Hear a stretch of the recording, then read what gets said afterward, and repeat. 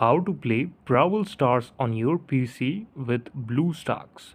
Hey guys, welcome back to the channel again, and in this video, I'll be simply showing you all the steps regarding how can you simply play your favorite game Brawl Stars just on your PC with Bluestacks.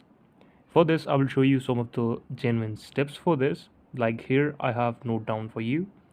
To play Brawl Stars on your PC using Bluestacks is a great way to enjoy. So what you can do is simply download the BlueStacks. Visit BlueStack website and download the BlueStack app for your PC. Install BlueStacks by following the screen on-screen instructions. Launch the application. After installation, sign in with your Google account.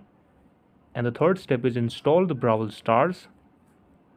Open the Google Play Store within BlueStacks, search for Brawl Star. Click on the game and then click on the install button to do it. Play Brawl Stars. Once installed, launch Brawl Stars from within BlueStacks and use your keyboard to control and mouse to control it. This is the video. Thank you so much for watching it. Please subscribe our channel for watching more technical videos, reviews and updates like this. We will meet again with the next and the best video with all of you.